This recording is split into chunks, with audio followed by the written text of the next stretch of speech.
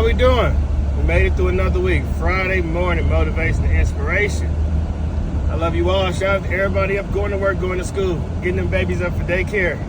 To my people already at work. And my people on the other side of the world on the way to bed. Hope you tapped in with the plug.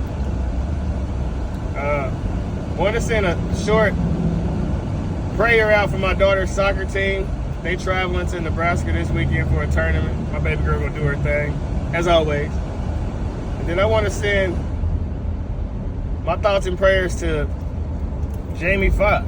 You know, I'm not sure if what we're hearing is true or not true or any of that mess. But it's extremely unfortunate. You know, health is wealth. And I've said time and time again, you can have all the money, cars, clothes, star in as many films. But if you ain't got your health, baby, you ain't got nothing. So hopefully he able to make the best of whatever's going through, and the rumors are not true, or if they are true, man, you know, God has a purpose for us all. You know, I don't believe anything happens negatively, no matter how bad it seems. Everything is a lesson, an example for other people, and it's maybe an example for the world to not, you know, believe anything blindly. And I've seen a lot of people on the internet saying, you know, he deserves this, and he shouldn't have made a deal with the devil and all that. I think that's extremely heartless. I know so many individuals in my life personally that took that thing because they wanted to keep their job. Multiple people. My daddy did. I know a lot of people who were in situations where they were like, man, how do I provide for my family? And though some of us were able to see, this made long term, I don't know if this is a good idea. As Malcolm X said, man, you can't blame people who aren't on the level that you are, because there was once a time that you didn't know what was going on in the world. You know what I'm saying? You used to be lost in the sauce too, as all of us have been. So on this Friday morning, man, I just want to take some time to shout out to Jamie, shout out to my daughter's soccer team, and shout out to you watching this video. I want to ask that I want to pray that you're blessed, that you have, you know, peace on this Friday, that your weekend is full of prosperity and abundance and laughs and smiles and joy and happiness. Because those are the most important things in life. And those are the things that the world don't want you to have. They want you in a state of fear. And a state of fear is why so many people, you know, are in a situation Jamie Foxx is in. As I said, my father is currently going through some health conditions overtaking the thing. But we're going to see what happened with that. Daddy getting better, and we're gonna keep going. But that's why I say, man, you cannot walk around with any type of fear inside of you. Fear is false evidence appearing real. And there will always be another job. There will always be another opportunity. There will always be another car. There will always be another house. But you are not replaceable to your family. You are extremely important to your family, whether you know it or not. So I hope you and your family aren't in a disagreement about politics, who voted for Trump or Biden. Like we got to rise above that and really understand what's important to us as family. You know, Jamie passed out with a week left in that movie. They didn't wait on him to finish filming it. They got a stunt double. If something happened to you today, do you think your job is just going to leave your desk there? Or they going to just, you know, in loving memory? No, they going to start hosting interviews the next week. But your family is going to forever be broken. And that's why my children are my highest priority. And I feel like it's weird as a young father that I'm so into hanging out with my kids and playing with my kids. Like the world, like, you don't want to go have fun? You don't want to go to the club? Like, no, where are my kids supposed to be at? Who's supposed to teach my children things? There's a time to work and a time to play. And when I work, I work. And when I play, I want to play with my children. I think more men should want to play with their children. If you're not playing with them, who is? The kids in their neighborhood, do you know what type of kids they are? Do you know what type of content they consume and that they influencing your children with? Probably not. But if your children are around you, you got pure control over what they consuming. Someone had questioned yesterday, I said about, you know, censorship with kids, and they said, how do you censor anything in today's world? And it's not about censoring, because obviously kids are going to know what's going on in the world, but it's about what they see when they with you. You their parent, you should be their number one influence. I look at the school system, I look at everything else as number 2, 3, 4, and 5. Daddy's is number 1. My morals, my principles, my logic, the way I want you to carry and conduct yourself, that's number 1. Everything else, that gotta wait. until you become the person your father wants you to be. I think that's what's missing in the world. That, just from my perspective. Like, there's a lot of rappers, you know, in our 30s and 40s, and the content they still make is about murder and drugs and sex and violence. And my brain is like, don't you want to set a better example for your child? And you can say, well, that's just the image I project to the world, and what I show my child at home is differently. And I guess I understand that argument somewhat, but I think that puts your child at a disadvantage. Personally, I don't think that benefits them to already have a negative identity associated with their name. You know, Wiz Khalifa's son is forever going to be attached to his mother, Amber Rose, who had the slut walk. That little boy ain't got no say-so. We seeing, you know, videos of women saying that they regret doing this OnlyFans and regret doing this. And this is why I say fathers have to be more involved. In my environment that I grew up in, all of the girls who had a close father in their life, they waited before they had kids and got married and all that stuff. My wife is the first woman that I met that had a father and a stepfather. And before I proposed to her, I actually went to her stepfather and her father to ask for her hand in marriage, as I think all men should do. And the reason I did that is because I had 4 kids by 2 different women. I needed to look them men in the eyes and say, I'm going to stand up and be responsible for your daughter. I think if a lot of girls had daddies, they don't go through as much BS in the world. Because daddy right there to guide and protect. But when you got to thug it out on your own and you don't know which animal to trust, because this is a jungle we live in, then you're vulnerable at some point in the world.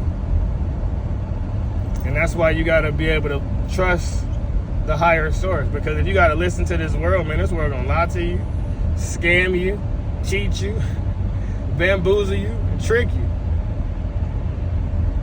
But I think it seems the people who watch these videos, there's a lot of individuals that's craving deeper knowledge, that's craving deeper concepts of the world. Because, you know, you hear a lot of generalizations. And I'm really digging my people in the South because I'm learning so much. You always hear people say the white man this, but the white man that. Bro, it's so many different type of white people. Just like it's so many different type of black people. You know, I grew up in the hood, so when I see black people, my brain, sometimes I associate they also grew up in the hood. And then we have a conversation, it's like, nigga, you not from where I'm from. I've just learned to enhance my grammar and my vocabulary. You know, like I said, my grandmother told me you are a walking resume and people gonna judge you the minute they see you, whether you like it or not. And when I was young, my brain didn't really process that, so I covered myself in tattoos, used to have gold teeth in my mouth, used to dress real urban, and now I still dress how I want to dress. I'm still covered in tat, but I've learned to articulate myself really well. And I challenge you watching this video, man, don't let anybody be able to box you in. Don't let anybody be able to look at a piece of paper with your name on the resume and be able to judge who you are. Because none of us are black and white, quote unquote. We're all multidimensional. And because we're multidimensional, the world tries to confuse you in a way where you question yourself. I keep saying, man, the world tells you who you are before you have a chance to decide. But on this Friday morning, I'm saying you got to ignore that propaganda. Let me know in the comments what y'all got planned for the weekend. I'm going to take my children to Fritz Railroad Restaurant. I'm not sure if y'all know what Fritz is, but that was my first job. I was paid $5.15 an hour, and it's all about trains and for kids, and the trains go around the top of the restaurant, they lower it down and they bring the food, and my kids go crazy about that. But for me, it just lets me know how you can keep going in life. Like I tell you about putting that brick road down. That was my first job, and now, I mean, I ain't gonna say I live in a life of abundance because there's always higher levels. But from where I come from, I'm living beautiful.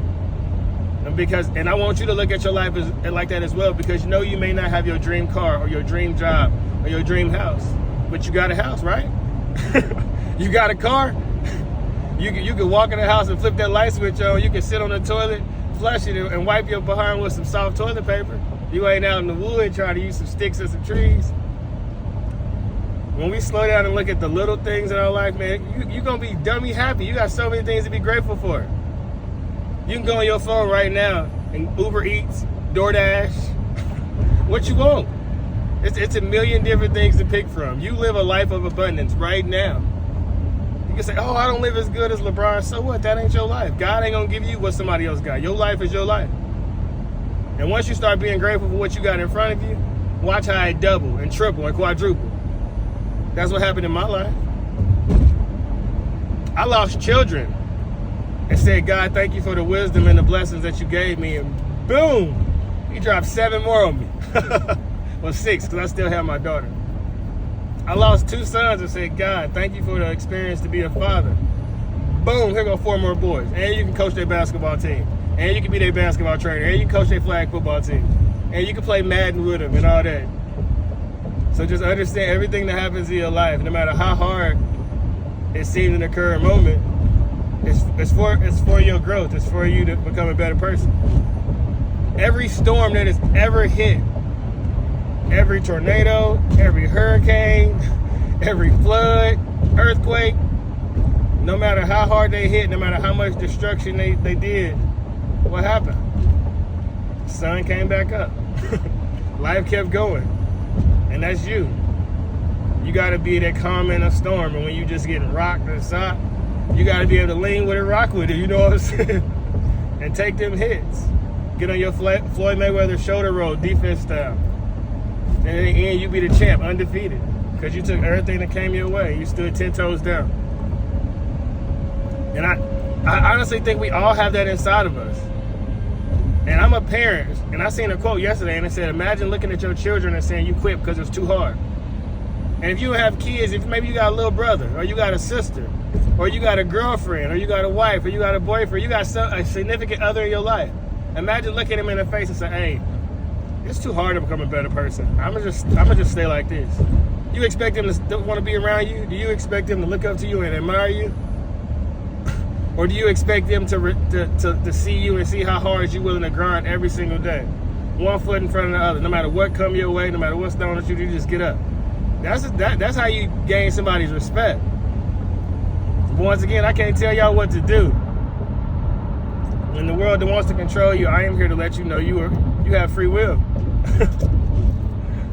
Study the laws of the universe. We all can give out the positive or the negative energy of the world. And as we can see, the negative energy has a really high return rate. Yesterday, I was looking at rappers and when they start rapping and when they hit stardom and how fast that stardom came versus people who were out doing something productive or something positive and how long it took them to hit stardom. And it's crazy how fast a lot of these lights of negative energy, they go up and poof, pop like a Roman candle, you know? And that positive energy it's like a volcano. It just boils and boils and boils, and then when it flows, it's out, and it lasts for a long time. Like I listened to Wayne Dyer this morning, and it kind of hit me like to hear someone's voice over and over and over again that isn't on Earth anymore. That'll be me in 100 years, because I ain't going nowhere no time soon. And that's gonna be you once you start producing art and creating art. And someone left a comment yesterday, and it was extremely beautiful. I don't know who it was, and they said we all have to look at ourselves as talent and geniuses. And it said if you have the ability to go to a job that you hate every day and smile through it and come home with a smile on your face, that's a talent. And that's extremely true. You know, whatever you've been through, if you can walk around with a smile on your face and understand that I'm pushing through this for a bigger purpose, hey, that's talented. That's gifted. Hey, that's why I love creating art, because as much as I'm educating people and enlightening individuals all across the world, on God, y'all doing the same thing for me. All I've ever known about white people is what the TV has shown me. All I've ever known is about Germany or China or Russia or Japan is the little glimpse that, you know, TV show you. But in an urban environment, they really keep you boxed in to know nothing but hip hop. And I think that's why these executives love when they get a rapper that's extremely talented, because they're like, yes, we got him. And yeah, they get to tour around the world, but they're not educating them. They just got money to live the extravagant side of life. versus I really want to understand other people's culture. It isn't to promote the negative side of where I come from. It'd be easy to highlight about the violence and the drugs and the murders that I was raised around, but that ain't cool. It ain't nobody that really wants that lifestyle at all. Truthfully. If they really did, then they wouldn't cry when they was getting shot, or when they was going to jail, or they wouldn't be mad at Gunna for snitching on Thug. They would understand that's just, it is what it is.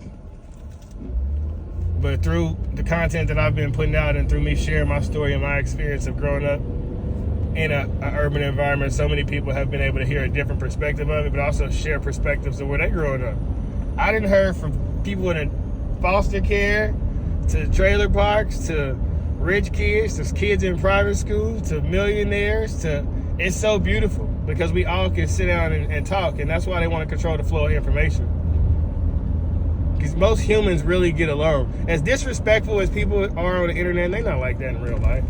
People will say some wild shit on the internet. They not about to walk up to you in their face and say nothing like that. At all. They ain't near got the balls. They know it, you know it, their mama know it, their daddy know it. Even if you sit back and just look at the comment section when like a video is live and just see all the trolls, it's like, man, this is wild, because they don't understand, instead of spending this time trolling, they could be creating art. They could be doing something to give them a more abundant life. Like, we all have to look at ourselves and see the genius inside of us. But the world keeps you distracted, and you don't know a distraction is a distraction until it's finished distracting you. And technology ain't letting up its stronghold on mankind no time soon. It's gonna keep squeezing and squeezing. Even though we're using technology and social media right now, I'm telling you to enlighten yourself outside of social media. Read, study, drink water, spring water, alkaline water. Take vitamins, stretch. You gotta stretch, man. Stretching your hips is extremely important. Your hamstrings, your quads, shoulders. Meditate, yoga, go for a walk. Become the best version of yourself. Become the best version of yourself. And on this Friday morning, I just want to say I love you all. We all have a life to give this world. We all have something or somebody or someone who needs us.